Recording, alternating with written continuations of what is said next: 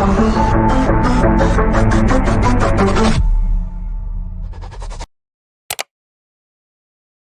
Sobat Sport, kembali lagi bersama FM Sport yang akan membahas seputar hasil laga semalam.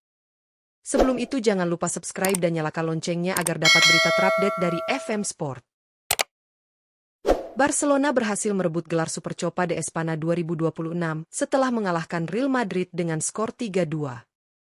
Laga final digelar di King Abdullah Sport City Stadium pada Senin 12 Januari 2026 dini hari waktu Indonesia Barat.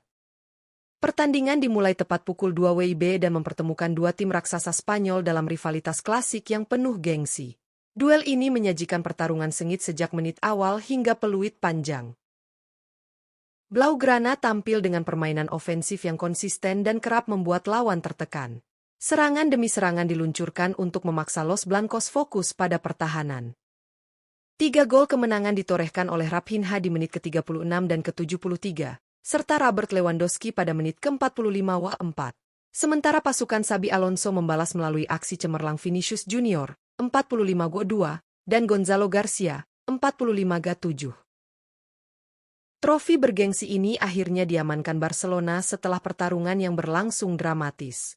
Real Madrid harus rela menjadi runner-up meski telah berjuang keras sepanjang 90 menit. Barcelona langsung menunjukkan intensitas tinggi dengan menguasai jalannya permainan sejak kick-off. Dan hasil laga Liga Italia, Inter ditahan imbang Napoli. Inter Milan gagal memutus tren negatif saat menghadapi tim-tim papan atas Serie A menjamu Napoli di Giuseppe Meazza, Senin, 12 Januari 2026, dini hari WIB, skuad asuhan Christian Cifu harus puas dengan skor imbang 2-2. Pertandingan berlangsung sengit sejak awal. Nerazzurri sempat memimpin lebih dulu pada menit ke-9 melalui aksi Federico Di Marco. Namun, keunggulan tersebut sirna setelah Scott McTominay mencetak gol penyeimbang pada menit ke-27. Memasuki babak kedua, Inter kembali unggul pada menit ke-73 lewat eksekusi penalti Hakan Calhanoglu. Kemenangan yang sudah di depan mata akhirnya buyar setelah McTominay mencetak gol keduanya, brace, pada menit ke-83, sekaligus memastikan 1 poin bagi tim tamu. Meski hanya meraih 1 poin, Inter Milan tetap kokoh di puncak klasemen sementara Serie A dengan koleksi 43 poin dari 19 pertandingan. Mereka unggul 3 angka dari rival sekota, AC Milan, yang membuntuti di posisi kedua. Persaingan di papan atas Serie A semakin memanas setelah laga pekan ke-19 rampung digelar. Hasil Piala FA, MU melanjutkan tren negatifnya setelah takluk oleh Brighton di Piala FA. Hasil Man United versus Brighton di putaran ketiga Piala FA berakhir tragis bagi publik Old Trafford. Setan Merah dipaksa menyerah dengan skor tipis 1-2, Minggu, 11 Januari 2026, malam waktu Indonesia Barat. Kekalahan ini memastikan Manchester United tersingkir lebih awal dari kompetisi tertua di dunia tersebut. Mimpi mereka untuk meraih trofi domestik musim ini pun musnah seketika. Danny Welbeck kembali menjadi tokoh antagonis yang menghancurkan harapan mantan klubnya. Golnya di babak kedua menjadi kunci kemenangan bersejarah The Seagulls. Hasil minor ini melengkapi pekan kelabu pasca pemecatan Ruben Amorim. Manchester United sejatinya sempat tampil menekan lewat peluang Diogo Dalot di awal laga. Namun, Brighton justru bermain jauh lebih efektif dan mematikan. Brajan Gruda membungkam stadion lewat gol cepatnya pada menit ke-12. Ia sigap menyambar bola muntah hasil halauan garis gawang Lisandro Martinez. Situasi semakin runyam bagi tuan rumah saat Danny Welbeck mencatatkan namanya di papan skor. Sang mantan mencetak gol indah pada menit ke-64. Welbeck dengan dingin melepaskan tembakan akurat ke pojok kiri gawang. Itu adalah gol ke-8-nya ke gawang klub masa kecilnya tersebut. Benyamin Sesko sempat menghidupkan asa Setan Merah jelang akhir pertandingan. Sundulannya pada menit ke-85 sukses memperkecil ketertinggalan menjadi 1-2. Namun, momentum comeback itu hancur seketika akibat ulah Shea Lach. Winger muda pengganti itu justru mendapat kartu merah konyol. Lach menerima 2 kartu kuning hanya dalam tempo 2 menit yang sangat singkat. Kartu kedua didapatnya karena melakukan protes berlebihan atau dissent kepada wasit. Bermain dengan 10 orang membuat usaha MU mengejar skor semakin mustahil. Skor 1-2 bertahan hingga wasit meniup peluit panjang tanda berakhirnya laga. Hasil Bundesliga, Munchen sukses libas Wolfsburg. Start sempurna Bayern Munchen di awal tahun 2026 ditandai dengan kemenangan telak 8-1 atas Wolfsburg, Minggu, 11 Januari 2026, malam waktu Indonesia Barat. Raksasa Bavaria ini tampil tanpa ampun di hadapan pendukungnya sendiri. Pasukan Vincent Kompany langsung tancap gas untuk memperlebar jarak di tabel klasemen sementara. Mereka menunjukkan dominasi total sepanjang 90 menit pertandingan berjalan. Hasil fantastis ini membuat posisi Bayern semakin dingin di puncak klasemen Bundesliga. Die Roten kini telah mengoleksi 44 poin dari 16 pertandingan. Jarak poin mereka dengan rival terdekat juga semakin jauh dan sulit dikejar.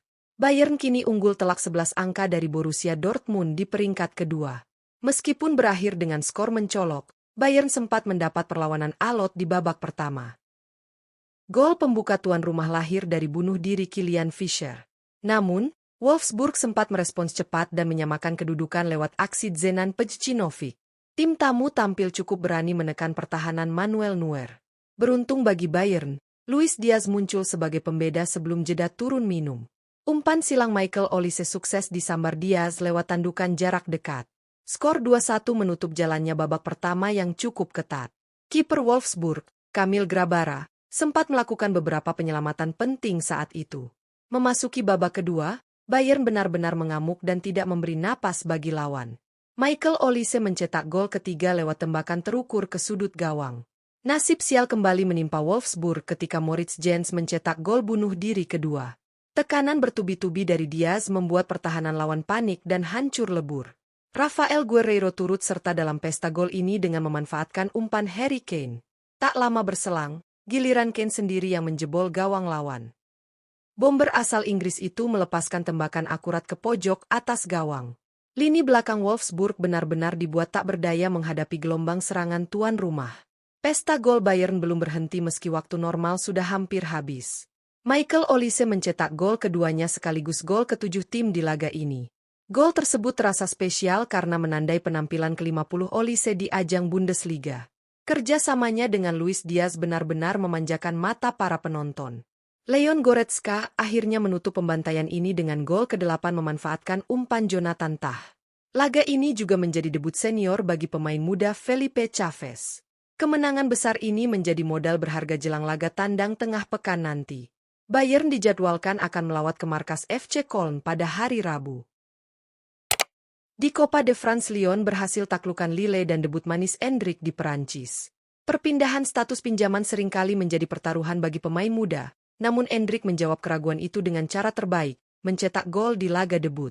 Penyerang berusia 19 tahun ini langsung memberikan dampak instan bagi klub barunya, Olympique Lyon, saat menyingkirkan Lille dengan skor 2-1 dalam lanjutan Piala Prancis, Minggu waktu setempat. Bukan sekadar gol biasa, aksi Endrick menjadi penentu langkah Lyon menuju babak 16 besar, sekaligus mengirim pesan kuat ke klub induknya, Real Madrid. Endrick, yang dipinjam Lyon dari Real Madrid musim ini, menunjukkan ketajamannya tepat sebelum turun minum. Momen krusial itu terjadi pada menit ke-42. Berawal dari umpan silang Afonso Moreira di sayap kiri, Corentin Tolisso dengan cerdik membelokkan bola, flick. Endrick, yang membaca situasi dengan cepat, merangsek ke tiang kanan dan mengarahkan bola masuk ke gawang. Gol tersebut mengunci kemenangan Lyon yang sempat tertahan imbang. Sebelumnya, Lyon unggul cepat lewat gol Afonso Moreira di menit pertama, namun bek Lille, Nathan Ngoy, sempat menyamakan kedudukan di menit ke-28. Kombinasi Moreira dan Endrick malam itu menjadi sorotan. Moreira yang mencetak gol pembuka adalah sosok yang juga mengirim umpan silang dalam proses gol kemenangan Endrick. Gol debut ini memiliki makna emosional bagi Endrick. Musim ini, ia menghadapi situasi sulit di Santiago Bernabeu di bawah asuhan pelatih baru, Xabi Alonso, di mana ia hanya tampil dalam 3 pertandingan.